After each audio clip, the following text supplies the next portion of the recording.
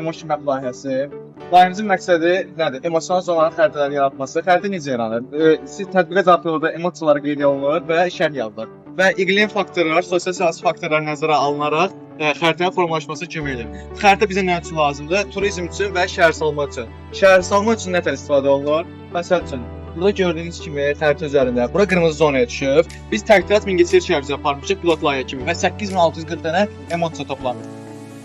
Emosiya toplamışıq və 92.4% dəqiqliklə o süni intellekt analiz edib. Görürsünüz, bura qırmızı zonadır. Biz icra hakimiyyətləri, bələdiyyə və şəhərsalma idarələri bu xəritəyə əsaslanaraq orada yaşıl zona, parklar yaradılmasına kömək edir. Turizm üçün necə? Bizim tədbiqdə belə bir sorğu yeri var. Burada öz parametrlərini daxil edərək siz getmək istədiyiniz yerdə nə qədər xoşbəxt olacağınızın faizini öyrənə bilərsiniz. Hazırda yenə Mingəçevir şəhərində pilot layihə kimi biz tətbiq eləmişik və öyrənə bilərsiniz. İşləmisiniz? Nə qədər müddət işləmisiniz? 2 ay ərzində dediyim kimi tədqiqat aparmışıq. Bir 2 həftə ərzində proqramı yığmağına vaxt gəlib bizim. Elmi rəhbərlərini... Elmi rəhbərlərimiz bizim yeganə müəllimimiz, coğrafiya müəllimimiz, yeganə müəllimə bizim məktəbimizin direktoru və Mingəçevir Dövlət Universitetinə Aydın müəllimə bizim elmi rəhbərlərimiz. Uğurlar olsun hər birinizə. Şəhərsalma ilidir də bu il. Bu ildə şəhərsalma ilidir. Yəni bu proqrama çox böyük ehtiyac olacaq. Uğurlar. Layihə birlikdə bağlıdır o.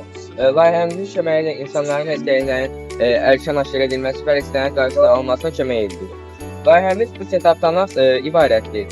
Birinci etap səs yazır, ikinci etap tənəffüsü, üçüncü etap ürək ritmini yoxlayır və nəticədə analiz edir və analiz edəndən sonra bu xəstəlikləri aşkar edə bilir.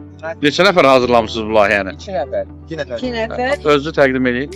Mən Musa Rafael Lider və mənim şagirdimiz lider şagirdiyəm və mənim komanda yoldaşım Kamal Mamedov. Mən Məmmədov Kamal. O ayının partneri oldu.